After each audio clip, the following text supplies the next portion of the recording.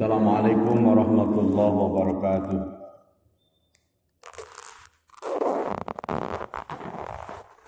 Nahmaduhu wa nasta'inuhu wa nastaghfiruhu wa na'udzu billahi min shururi anfusina wa min sayyiati a'malina. May yahdihillahu fala mudhillalah wa may yudlilhu fala hadiyalah. Qala Allah Ta'ala fi kitabihil karim, a'udzu billahi minasyaitonir rajim. Bismillahirrahmanirrahim. Laqad kunta fi ghaflatin min hadza fakashafna anka ghita'aka fabasaruka al-yawma hadid. Wa qala Nabi sallallahu alaihi wa alihi wasallam, an-nasu niyamun wa idza matu intabaha. Jamaah salat subuh Masjid Bahrul Ulum yang dimuliakan Allah Subhanahu wa taala. Puji syukur marilah kita panjatkan kehadirat Allah Subhanahu wa taala yang telah membangunkan kita di pagi ini, di hari yang sangat mulia ini, yaitu Sayyidul Ayyam, hari Jumat, yang tentunya kita sudah mulai dengan berbagai macam ibadah sunnah dari tadi malam, dengan tahajud, dengan hajat dan sebagainya, dan kita mulai pagi ini dengan sholat pagi, yaitu sholat fajar atau qobliyah subuh. Kata Nabi, raqatal fajri khairu minad dunya wa ma fiha. 2 rakaat fajar atau 2 rakaat qobliyah subuh lebih baik daripada dunia dan seisinya. Jadi orang yang paling kaya di dunia ini bukan Bill Gates, bukan Donald Trump, tapi orang yang paling kaya adalah orang Islam yang setiap paginya sebelum memulai aktivitas kehidupannya dimulai dengan 2 rakaat fajar. Karena kata Nabi, 2 rakaat fajar ini sangat penting, sehingga saking pentingnya pahalanya begitu banyak. Maka rugi kita kalau sholat subuh tanpa qobliyah subuh, karena di qobliyah subuh ini apabila dikerjakan lebih baik daripada dunia dan seisinya. Dunia dan seisinya ini kan luar biasa, ada emas, intan, permata, kekayaan alam yang begitu melimpah, baru diperebutkan oleh sekian miliar manusia, dan ada beberapa ratus manusia yang termasuk orang terkaya di dunia, itu baru cuma dapat 0,00 sekian persen saja. Kekayaan mereka tidak ada artinya dibandingkan dengan orang Islam yang setiap pagi melaksanakan 2 rakaat fajar. Maka anda semua, bapak-bapak semua jauh lebih kaya daripada Bill Gates. Amin ya robbal alamin. Cuman belum ditampakkan sekarang. Makanya tidak terlalu banyak orang yang memperebutkannya. Karena pahala ini gaib, nggak kelihatan, nampaknya nanti di akhirat. Makanya kata Nabi, an-nasu niyamun. Manusia itu podo turu. Jadi hakikatnya manusia di dunia ini sedang pada tidur, Pak. Padahal kan kita lagi bangun sekarang, lagi melek. Habis ini kita olahraga, kerja. Bagi yang tidak libur, beraktivitas dan sebagainya. Tapi kata Nabi, an-nasu niyamun. Pada hakikatnya manusia di dunia ini sedang tidur. Kapan mereka bangunnya? Kapan sadarnya? Wa idza matu intabaha. Nanti setelah mati baru terbangun. Loh, jadi matinya nanti kita, justru itu bangunnya kita. Makanya orang kafir ditanya sama Allah Subhanahu wa taala, kenapa kamu pada masuk neraka? Kata orang kafir, seandainya kami menggunakan akal pikiran kami dulu waktu hidup di alam dunia, makunna, orang kayak kie. Andai kata kami menggunakan pikiran kami waras, mengenal Engkau ya Allah, taat kepadamu Tuhanku Engkau, pasti kami tidak akan masuk neraka. Jadi sadarnya setelah mau masuk neraka. Padahal mereka orang cerdas-cerdas di dunia. Kurang cerdas apa? Donald Trump. Kurang kaya apa Donald Trump? Penguasa ekonomi dunia. Tapi orang-orang kafir itu nanti akan sadar setelah dia mati dan setelah tahu bahwa tempatnya adalah neraka. Kita jangan sampai termasuk kelompok seperti itu. Naudzubillah, summa naudzubillah. Nah, hadirin yang dimuliakan Allah Subhanahu wa taala, Salawat teriring salam mudah-mudahan tercurahkan kepada junjungan kita baginda Nabi besar Muhammad sallallahu alaihi wa alihi wasallam. Hadirin jamaah subuh yang dimuliakan Allah Subhanahu wa taala, hari ini adalah hari kedua atau tanggal 2 Muharram tahun 1442 Hijriah. Kemarin tanggal 1 atau Syuro 1 Muharram. Nanti beberapa hari lagi ke depan akan ketemu Asyura tanggal 10 Muharram. Ini adalah bulan yang sangat bersejarah, bulan yang sangat bermakna dalam peradaban kehidupan dunia ini, terutama kita bagi umat Islam. Karena di bulan Muharram ini adalah awal tonggak pertama kali terjadinya kebangkitan Islam. Rasulullah SAW setelah 12 tahun lebih, hampir 13 tahun di Mekah mengembangkan Islam, mengenalkan tauhid kepada orang-orang kafir Quraisy yang pada itu sebelum Rasulullah diangkat menjadi nabi, mereka pada menyembah berhala yang ada di sekitar Ka'bah. Sekitar Ka'bah itu ada kurang lebih 360 berhala, ditambah 4 berhala yang sangat besar, Manat, Lata, Uja, Hubal, itu sebagai sesembahan orang kafir Quraisy. Kemudian Rasulullah diangkat menjadi nabi, mengenalkan bahwa Tuhan itu bukan mereka, Tuhan itu adalah Allah, la ilaha illallah, menanamkan tauhid, tidak ada Tuhan, la ilaha, tidak ada Tuhan illallah, kecuali Allah. Semua nabi mengajarkan tauhid, dari mulai Nabi Adam sampai nabi terakhir Nabi Muhammad, mengajarkan tauhid, tidak ada Tuhan selain Allah. Nah, orang kafir biasanya Tuhannya kelihatan gede-gede, kelihatan, tiba-tiba dikenakan Tuhan yang tidak kelihatan. Kata orang kafir Quraisy, Muhammad itu gemblung, edan.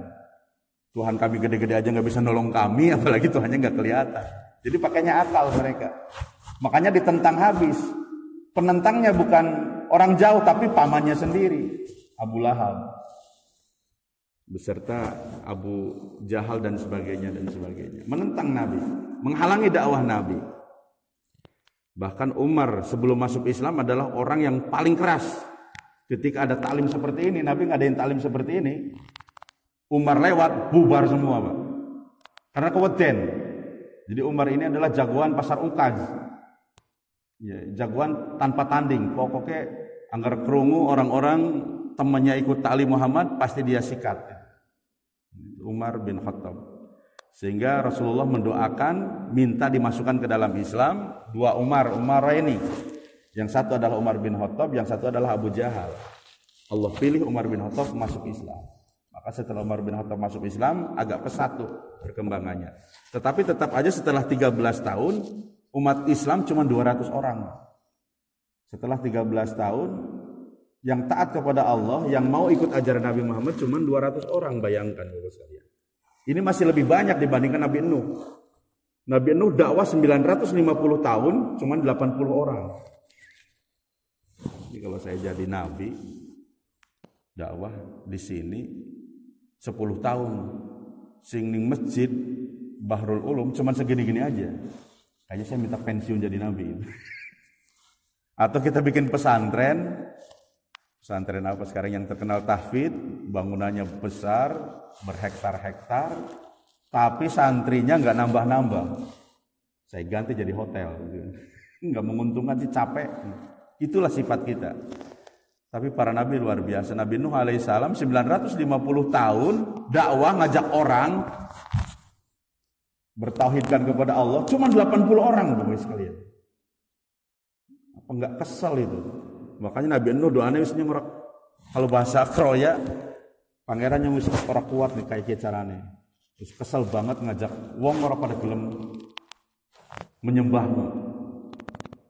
Bahkan anak kandungku sendiri Kan'an Melayu, nggak mau ikut bapaknya, masih tetap pada agama semula. Istrinya juga seperti itu. Ya Allah, masih mending ya. Nabi Muhammad 13 tahun lumayan dapat 200 orang yang taat kepada Allah. Sehingga Rasulullah ini hijrah ini ke Madinah ini sebenarnya bukan hijrah yang pertama, tapi hijrah yang ketiga. Sebelumnya 12 orang laki dan perempuan dipimpin Utsman bin Affan pernah hijrah ke Habsah atau Ethiopia sekarang, Afrika bagian paling utara. Kemudian juga setelah itu Rasulullah setelah ditinggalkan istri dan pamannya, masih dalam tahun kesedihan, hijrah sendirian ditemani sama Zaid bin Harithah ke Taif. Itu pun diusir sama orang Taif. Nah, ini hijrah yang ketiga ke Yathrib atau Madinah ini adalah hijrah yang ketiga. Umat Islam sudah disakitin, sudah diancam, diteror, bahkan tidak sedikit yang disiksa. Maka Rasulullah sudah sangat risau, nunggu wahyu supaya ada perintah hijrah. Maka setelah beberapa orang utusan dari Yathrib untuk meminta Rasulullah hijrah ke Madinah, dan kemudian turun ayat perintah hijrah, maka Rasulullah mempersiapkan hijrah. Waktu itu malam Senin tahun 622 Masehi. Kemudian di Darun Nadwah orang kafir Quraisy sedang berkumpul. Menurut mereka perkembangan orang yang masuk agama Islam ini sangat pesat. Ini kalau dibiarkan saja, semua orang satu Mekah ini bisa masuk agamanya Muhammad. Terus gimana? Mereka berkumpul, bagaimana kalau Muhammad ini kita bunuh? Tapi untuk yang membunuhnya ini harus orang-orang kuat, orang-orang hebat. Karena Muhammad selalu dilindungi oleh Tuhannya. Dipilih Pak, dari semua suku yang ada, orang-orang terhebat. Kalau bahasa sekarang yang kebal dibacok, jago pukul dan sebagainya lah. Jagoan-jagoannya dikumpulin jadi satu. Kemudian malam yang sudah ditentukan mereka mengepung rumahnya Nabi Muhammad SAW, dan beliau sudah dikasih bocorannya sama Jibril. Enak jadi nabi nih. Mat, ini rumah warab dikepung. Kan enak dikasih bocoran dulu gitu kan. Akhirnya Nabi Muhammad SAW pada saat itu meminta Ali bin Abi Thalib, ya, sepupunya, anak pamannya, untuk menggantikan posisi tidurnya Nabi. Jadi Ali bin Abi Thalib usianya waktu itu masih sangat muda, supaya menggantikan posisi tidurnya Nabi. Waktu itu Nabi Muhammad SAW keluar. Sebelum keluar karena udah terkepung, maka Jibril membawa ayat supaya dibacakan. Apa itu ayatnya? Yasin yang biasa kita baca ayat 9. Wa ja'alna min baini aydihim sadda wa min khalfihim saddan fa aghshaynahum fahum la yubsirun. Wa ja'alna lan dateaken sapa ingsun pangeran Gusti Allah mim baini aydihim, saking ngarepe Kanjeng Nabi berupa dinding tembok. Jadi Allah jadikan di depannya orang-orang kafir itu seperti tembok, di belakangnya juga tembok. Wa min khalfihim sadang fa'agsaynahum, kata Allah kami tutup mata mereka, alias buta tidak melihat sementara, atau dibikin tidur sama Allah. Fahum la yubsirun, dan mereka enggak melihat. Jadi Nabi Muhammad keluar dari rumah itu enggak melihat. Satu riwayat mengatakan Nabi Muhammad ngambil pasir kemudian ditaburkan, kemudian mereka kayak kelilipan gitu, kemudian tertidur dan enggak sadar. Setidak sadar-sadarnya, sama sekali nggak tahu apa yang terjadi. Padahal itu jagoan hebat. Sehingga mereka tidak bisa melihat Rasulullah keluar. Nah ini sama orang pesantren sering diamalin yang kayak begini-begini ini. Ya, sering diamalkan dengan puasa dan sebagainya.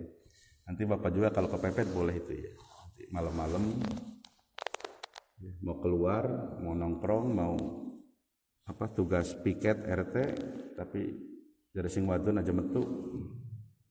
Goleti pasir, waja'alna min baini aydihim sadda min khalfihim sadang fa aqsaynahum fa hum la yubsirun. Taurna maring kamar, insyaallah bojone turu ora sadar tekan esuk. Ini saya pernah coba. Jadi 6 bulan yang lalu saya pulang dari Semarang naik kereta sama istri. Di kereta itu ada nenek-nenek sama kakek-kakek sama mantunya perempuan masih muda, terus kemudian cucunya yang umur kurang lebih 2 atau 3 tahun perempuan. Itu dari Semarang sampai Pekalongan, tuh anak lari-lari di dalam kereta di gerbong sambil nangis jerit-jerit kayak orang gila, kayak orang kesurupan. Sehingga satu gerbong itu merasa terganggu, mau arah pulang ke Bekasi ke Jakarta. Mau ngomongin anak kecil, ya, tidak diomongin, terganggu istirahat mereka hari itu hari Minggu, Seninnya kan pada masuk kerja. Jadi anak ini sangat mengganggu sekali waktu istirahat para penumpang kereta saat itu. 2 jam kurang lebih perjalanan dari Semarang ke Pekalongan. Akhirnya karena ilmu kepepet, kemudian kata istri, Mas, kayak bocah diobatin. Diobati ke priwe ya. Nyawis bismillahirrahmanirrahim. Baca sholawat, baca waja'alna min baini aydihim saddan. Itu bocah lagi melung-melung, lagi nangis-nangis, tiba-tiba ngantuk, tiba-tiba tidur di pangkuan neneknya sampai ke Cirebon. Cirebon Pekalongan itu kurang lebih 2,5 jam, 3 jam ya. Kemudian sampai Cirebon lewat menjelang Cikampek tuh anak baru bangun. Kemudian dia turun bareng sama saya di stasiun Bekasi. Itu anak bangun, dalam hati saya, aduh, tangi kayak bocah, nangis maning kayaknya. Itu anak begitu bangun langsung minta dipangku saya sampai ke Bekasi. Nah dikirain neneknya saya dukun, pinter ngobatin. Padahal itu ilmu kepepet Pak ya. Jadi sesuatu kalau kepepet biasanya dikobul Bapak sekalian. Nah hadirin Allah Subhanahu wa taala, itu pengalaman beberapa kali dan banyak sekali pengalaman tentang hal-hal seperti itu. Bahkan satu hari ketika waktu itu masih di Semarang, kejadiannya hampir bersamaan, teman saya di Purwokerto tiba-tiba telepon, katanya dia nggak bisa tidur selama seminggu. Katanya dalam alam bawah sadarnya dia merasa selalu diuber-uber sama binatang buas gitu. Kemudian lemas, yang namanya orang nggak tidur seminggu, jangan nggak tidur seminggu, kita sehari semalam nggak bisa tidur aja, paginya kan lemas. Itu nggak tidur seminggu. Kemudian saya terapi jarak jauh, saya baca beberapa ayat sebisanya. Kemudian paginya, hari itu hari Minggu, di SMS, Alhamdulillah Mas, bar isya tekan subuh nyong turu. Jadi kalau kita ndonga, kepepet, kemudian betul-betul yakin, ikhlas pasrah, nanti bab ini akan saya bahas pada kesempatan yang lain. Nah, hadirin Allah Subhanahu wa taala, kembali kepada sejarah bahwa akhirnya Rasulullah lepas dari kepungan mereka dan mereka nggak sadar ketika Rasulullah lewat itu. Kemudian Rasulullah kemana? Datangnya ke rumah Abu Bakar radhiyallahu anhu. Abu Bakar sudah dikasih tahu sama Rasulullah, terus di SMS, wajang dingendi ngarep mono.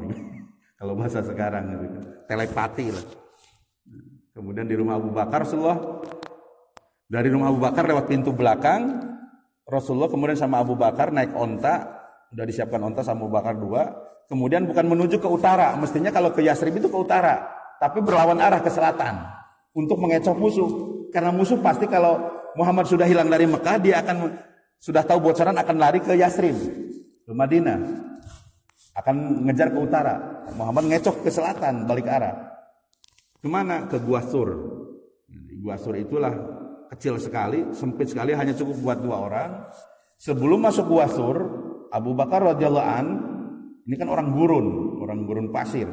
Ini di Gua Sur ini gua yang sudah sangat lama nggak dimasuki manusia, pasti isinya binatang buas, ular, kalajengking, seperti itu. Akhirnya apa? Abu Bakar infeksi dulu masuk. Ya Nabi, ya Rasulullah, Kanjeng Nabi di luar dulu, saya mau masuk dulu, saya periksa, takutnya ada kalajengking, ada ular. Abu Bakar kemudian sapu-sapu, resik-resik, kemudian kan ada bolongan-bolongan tuh ditutup, bajunya disobek-sobek buat nutup, itu si bolongan-bolongan, jangan sampai ada ular yang nanti mematok Nabi. Walaupun Nabi sudah pasti dijaga sama Allah, tapi ini usaha dohirnya Abu Bakar. Setelah tertutup, kemudian bajunya udah pada sobek, kemudian dia lupa ada 2 lubang yang masih terbuka. Kemudian kata Abu Bakar, ya Nabi udah masuk. Begitu masuk Rasulullah ngantuk, jalan, mungkin semalaman nggak tidur.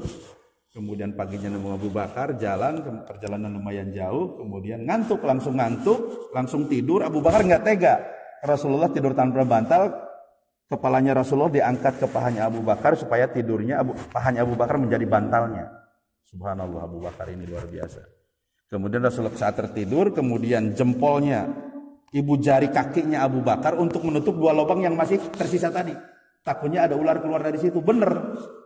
Begitu jempolnya nutup 2 lubang itu, ada ular yang mematok jempolnya Abu Bakar. Maka Abu Bakar kesakitan. Abu Bakar tidak bergeser, takutnya dia keluar mematok Nabi, menyelamatkan Nabi, tetap aja ditahan. Dipatok lagi sama ular sampai beberapa kali, sampai keringat dingin, bahkan keringatnya sangat deras, sehingga keringatnya ini saking menahan sakitnya netes ke sirahnya Kanjeng Nabi, sehingga Nabi terbangun. Abu Bakar, kenapa kowe? Gening pucat. Gue Kanjeng Nabi ini jempolnya kulo digigit ular. Lah gening meneng bae. Belum boten tegan, jenengan buk tangi lagi kesel banget, lagi kepenak turu. Akhirnya diomelin tuh ular sama Nabi. Badannya Abu Bakar, kulitnya Abu Bakar itu haram dimakan. Jangankan sama kamu, sama api neraka nggak boleh. Apa kata ular? Nggih Kanjeng Nabi kula ngerti. Gini kowe matok. Beberapa ribu tahun yang lalu Allah Subhanahu wa taala pernah berfirman bahwa di Gua Sur ini akan ditempatin atau akan mampir seorang nabi, seorang yang sangat mulia, dan apabila di antara kalian memandang wajahnya dengan penuh cinta dan mahabbah, maka kalian akan dibebaskan dari api neraka. Setelah mendengar ayat itu, saya tungguin engkau ya Rasulullah di sini beribu-ribu tahun. Saya pengen melihat wajahmu, saya pengen melihat paras mukamu yang sangat indah dengan penuh kecintaan. Begitu beribu-ribu tahun saya nunggu kehadiranmu, engkau datang, saya pengen melihat mukamu, dihalangi sama jempolnya Abu Bakar. Saya nggak ada urusan dengan Abu Bakar. Makanya saya patok katanya. Oh begitu kata Nabi. Ya sudah, sekarang kamu lihat wajahku dengan puas. Abu Bakar mendengar percakapan itu. Ini mukjizat Rasulullah, bisa ngobrol dengan ular. Jadi bukan Nabi Sulaiman saja yang bisa ngobrol dengan binatang. Rasulullah terbukti pernah ngobrol sama ular, bahkan dengan onta yang lagi ngamuk di sebuah kampung. Maka setelah dipatok, setelah melihat wajahnya puas, kemudian ular itu pamit. Kemudian Rasulullah ngambil air liurnya dari mulutnya, kemudian diusapkan ke yang bekas dipatok sama ular tadi, dan dalam sekejap, dalam beberapa hitungan detik, Abu Bakar sembuh pulih, bisanya hilang sama sekali. Itulah kecintaan Abu Bakar kepada Rasulullah SAW, sehingga ada, kalau ulama mengatakan, andai kata imannya Abu Bakar, keimanannya Abu Bakar kepada Allah dan Rasulnya ditimbang di sebelah kanan, kemudian sebelah kirinya ditimbang dengan seluruh manusia yang iman kepada Allah dan Rasulnya selain Nabi, maka masih lebih berat imannya Abu Bakar radhiyallahu anhu. Nah hadirin yang dimuliakan Allah Subhanahu wa taala, setelah itu kemudian dalam selama 3 hari di Gua Sur ini, yang memasok makanan dari rumah itu yaitu putrinya Abu Bakar, Asma bin Abu Bakar. Kemudian yang menjaga atau sebagai mata-matanya Rasulullah untuk melihat perkembangan orang kafir, bagaimana mereka ditinggalkan oleh Rasulullah ketika Rasulullah hijrah, mata-matanya lah, intelijennya Rasulullah, yaitu putranya Abu Bakar, Abdullah bin Abu Bakar. Kemudian di situ juga ada penggembala kambing, pesuruhnya Abu Bakar, ya, yang menjaga penggembala kambing, pura-pura menggembala kambing di situ untuk menghilangkan jejak kaki mereka berdua. Toh sudah berusaha seperti itu, tetap aja musuh masih menciumnya. Jadi yang mengerikan gini Pak, ketika orang-orang itu, jawara-jawara itu sudah mendekati Gua Sur, kemudian mereka tengok kanan, tengok kiri, di bawahnya itu Rasulullah sama Abu Bakar. Asal mereka nengok ke bawah aja kelihatan itu. Makanya Abu Bakar gemetaran. Gemetaran bukan takut dirinya dibunuh, tapi takut Nabi Muhammad terbunuh. Takut pimpinan yang terbunuh. Kalau saya mau mati selesai, nggak ada masalah. Tapi kalau Nabi Muhammad yang terbunuh, agama urusannya. Jadi Abu Bakar gemetaran, ketakutan melihat jawara-jawara itu sudah nyampe di atas Gua Sur. Maka turunlah pada saat itu At-Taubah ayat 40, la takhaf wa la tahzan innallaha ma'ana. Jangan takut, jangan khawatir ya Abu Bakar, Allah beserta kita. Emang kita berdua, Allah yang melindungi kita. Baru di situ Abu Bakar tenang, dan kemudian orang-orang itu, wah orang mungkin lah kayak gua yang anak kayaknya apa? Kalau bahasa Sunda mah ramat. Apa itu ramat itu? Apa? Lamat ya, bekasnya laba-laba itu, bikin laba-laba. Orang mungkin lah, ada burung, ada laba-laba. Mana mungkin kalau ada orang masuk kan pasti rusak itu. Jadi diselamatkan sama Allah melalui laba-laba itu tadi, sehingga mereka pergi. Tapi belum selesai di situ. Begitu mereka laporan ke Abu Jahal CS bahwa Muhammad nggak ketemu jejaknya, maka dibikin sayembara. Siapa yang bisa menangkap Nabi Muhammad beserta sahabatnya Abu Bakar dan lain-lain dalam keadaan hidup atau mati, maka hadiahnya 100 ekor unta merah. Unta merah, Pak. Kalau unta biasa itu harganya di Mekah itu, di Madinah itu sekarang 15 jutaan unta biasa. Kalau unta merah bisa lebih, bisa 50 jutaan. Katakanlah 50 juta kali 100 ekor unta. Berapa tuh Pak? Miliaran ya. Nah, Muhammad siapa yang tertarik? Semuanya tertarik, tapi ada yang paling tertarik dan paling berani, namanya Suraqah bin Malik dari Najd. Bani Kinana, jagoan ahli pemacu kuda tercepat. Daftar langsung dia kejar. Karena Nabi Muhammad pakai onta kan pelan ya. Ya keburu. Sudah berhari-hari keburu sama Suroko. Wah, Muhammad tuh tahu. Nabi Muhammad begitu ada Suroko ngejar, dibisikin sama Jibril, "Mad, kaing buri Suroko." Jadi selalu dikasih bocoran. Nabi Muhammad nyantai aja. Abu Bakar, waduh, kaing buri, buru. Tenang. Bu, kalau bahasa sekarang, tenang. Allah beserta kita. Begitu sudah mendekati, sudah ini cerita kita dari mulai SD sering kita dengar, akhirnya kudanya Suroko terjerembab. Karena itu padang pasir terjerembab. Bangun lagi, nggak kapok, kejar lagi. Yang kedua terjerembab lagi, dan yang ketiga terjerembab baru dia sadar. Ya itu manusia biasa Muhammad. 3 kali saya mengejar dia, 3 kali pula saya terjerembab. Akhirnya tanpa malu dia minta tolong. "Mad, tolongin nyong." Lah harap membunuh minta tolong. Perjalanan jadi nabinya gimana? Balik kebug. Sudah jelas-jelas mau membunuh kita. Tapi Nabi Muhammad ditolong, dibangunkan dari kuda. Ya wis tangi. Ampun Mad. Ya wis nyangus ngerti lah. Gue diutus Abu Jahal mbok. Nggih, kok. Ya wis sikit balik. Ya ini mah bekal saya buat kamu. Enggak, usah bawa aja. Sekarang saya tugaskan sama kamu untuk mengelabui orang yang ngejar saya. Nanti kamu akan saya kasih hadiah, yaitu 2 gelang punya kerajaan Iran tuh namanya Persia, namanya Raja Kisra. Jadi itu terkenal sekali gelangnya, paling mewah saat itu. Sekarang Iran, dulu Persia. Nah, Nabi Muhammad dalam keadaan diuber, dalam keadaan terusir dari Mekah, masih bisa ngomong nanti kamu akan saya kasih 2 gelang punya Raja Kisra. Secara akal nggak ketemu. Oh, lagi susah ngomongnya sih enak-enak gitu. Tapi karena Kanjeng Nabi sudah dikasih bocoran sama Allah bahwa nanti suatu hari Persia ini akan ditaklukkan oleh orang Islam. Betul, pada zaman Umar bin Khattab Persia ditaklukkan oleh orang Islam. Kemudian Umar ingat Nabi dulu pernah menjanjikan mau ngasih hadiah 2 gelang milik raja, maka dicarilah Suraqah bin Malik yang sudah masuk Islam. Oke. Dulu Nabi pernah bersabda, wah senangnya Suraqah, orang karu-karuan orang patuh. Maka dia keliling kampung sambil pamer, gelangi raja nyong sing ngenggo. Nah, ini Allah Subhanahu wa taala itu singkat cerita bagaimana hijrahnya Nabi ke Madinah, ke Yasrib yang berubah nama menjadi Madinatul Munawwarah. Perjalanan kurang lebih 14 hari, sebenarnya 10 hari selesai pakai onta, tapi karena Rasulullah sempat mampir di Gua Sur selama 3 hari, kemudian di Kuba juga sempat mampir membangun Masjid Kuba, masjid yang pertama, maka setelah 14 hari atau 16 hari baru sampai ke Madinatul Munawwarah atau Yasrib dulunya. Nah, hadirin yang Allah Subhanahu wa taala, apa yang dilakukan oleh Rasulullah setelah nyampe di Yasrib yang berubah menjadi Madinatul Munawwarah, dirubah oleh Nabi? Pertama membangun masjid. Membangun masjid, maka disunahkan dimanapun kita singgah kalau belum ada masjid, yang pertama kali kita lakukan adalah membangun masjid atau musola, tempat sujudnya orang Islam. Yang kedua membangun pasar. Rasulullah membangun pasar sebagai pusat perekonomian supaya denyut ekonomi mulai hidup. Kemudian mempersatukan kaum Aus dan Khazraj. Jadi ada 2 kelompok yang selalu perang di Madinah. Itu beratus-ratus tahun gak bisa didamaikan oleh siapapun, oleh juru damai seperti apapun. Maka oleh Rasulullah SAW dengan izin Allah, 2 suku terbesar di Madinah ini mereka menjadi damai, menjadi bersatu setelah Rasulullah hijrah ke Madinah. Kemudian Rasulullah juga mempersaudarakan antara pendatang Muhajir dan Ansor. Orang Muhajir kan meninggalkan semuanya, hijrah ikut Madinah, mereka meninggalkan anak, meninggalkan istri kalau belum masuk Islam, atau sudah masuk Islam tapi diancam nggak boleh pindah.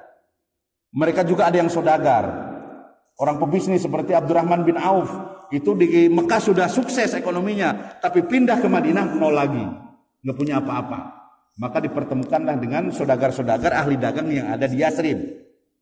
Nah, dipertemukan kemudian sama orang kaya di Yasrib. Kata orang kaya, Abdurrahman bin Auf, aku tahu engkau dulu orang paling kaya di Mekah sebelum hijrah. Sekarang kau pindah ke Madinah, kau jadi orang miskin, aku orang kaya di sini, maka silahkan separuh dari kekayaanku kau ambil untuk modal. Kayak gitu, Pak. Cintanya sesama orang Muslim pada saat itu. Separuh dari hartaku ambil buat kamu, silahkan kamu ambil buat modal. Kamu meninggalkan istri, aku punya istri 2, ambil salah satunya. Mana yang kamu suka akan saya ceraikan buat kamu. Allahu Akbar. Kata Abdurrahman bin Auf, ora usah. Siki tunjuk nabe pasar sebelah ndi. Minta ditunjukin pasar aja. Sama kayak saya pertama hijrah ke sini, saya nyari pasar buat apa? Beli nasi uduk. Bukan buat berdagang. Nah, kalau Pak Abdurrahman bin Auf buat berdagang, maka setelah dia kenal pasar tanpa modal, ya, kalau bahasa sekarang maklar, Pak ya. Maklar. Butuh apa, jual kemana gitu kan, udah ahli dagang gitu, cepat. Maka dalam waktu cepat Abdurrahman bin Auf dalam waktu 1 atau 2 tahun sudah menjadi kaya raya lagi. Subhanallah. Sampai saking kayanya Abdurrahman bin Auf diceritakan dalam hadis, setiap beliau membuka batu itu isinya emas. Bahasa kiasannya. Artinya apa? Setiap dagang, setiap bisnis pasti berhasil.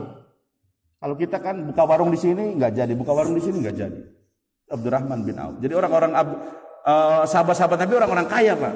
Yang kaya itu Abdurrahman bin Auf, Umar bin Khattab, itu orang-orang kaya. Abdurrahman bin Auf saya catat, beliau ketika meninggal dunia ini meninggalkan harta yang sangat-sangat banyak. Harta warisan yang kemudian diinfakkan ke Baitul Mal. 6,2 triliun.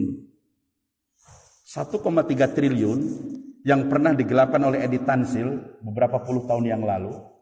Apabila dijadikan ribuan rupiah, ribuan kertas, itu jalan Pantura penuh dengan uang itu. Kata Amin Rais waktu itu menganalisa, saya masih ingat. Nah ini 6,2 triliun warisannya Abdurrahman bin Auf.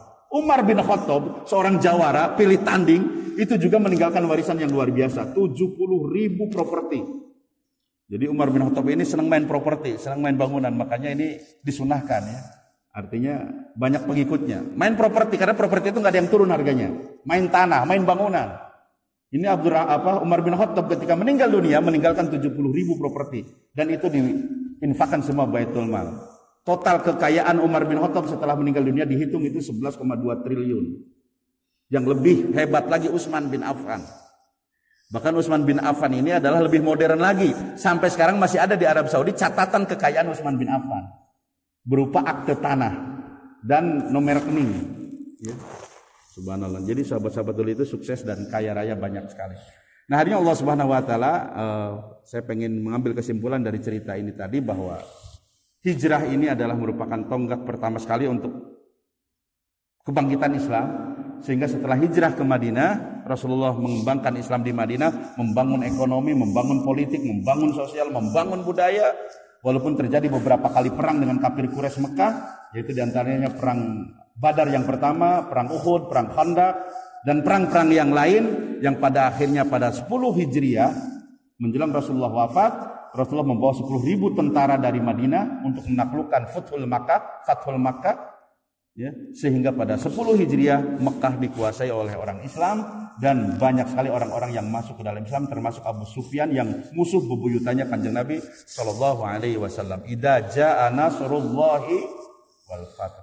Surat An-Nasr menunjukkan bahwa orang Mekah sudah ditaklukkan oleh Rasulullah sallallahu alaihi wasallam. Bahkan pada zaman Rasulullah Islam sudah berkembang ke seluruh jazirah Arab, bahkan ke negara-negara tetangga akibat daripada efek daripada hijrah.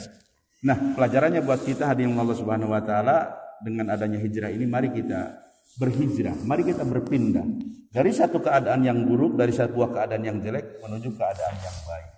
Kalau kita tinggal di sebuah tempat yang tidak ada suasana Islamnya, tempat judi, tempat orang mabuk, daripada kita nanti ke bawah, lebih baik kita hijrah. Hijrah secara fisik. Nah, juga kita pada saat ini mari kita juga hijrah dari sesuatu yang kurang rajin menjadi lebih rajin lagi. Kira-kira hijrah secara maknawinya seperti itu. Dari yang tadinya kita malas berjamaah menjadi ahli jamaah. Dari yang tadinya kita membaca Al-Quran sehari cuma 1 surat, mari kita hijrah sehari menjadi 1 juz. Amin ya rabbal alamin. Hadirin yang dimuliakan Allah Subhanahu wa taala, mudah-mudahan kuliah subuh singkat ini bisa bermanfaat buat kita sekalian dan kita bisa memaknai makna hijrah. Amin ya rabbal alamin. Kita tutup dengan doa kifarat majelis. Subhanallah bihamdihi, subhanallah bihamdika, asyhadu an la ilaha illa anta, astaghfiruka wa atubu ilaik. Assalamualaikum warahmatullahi wabarakatuh.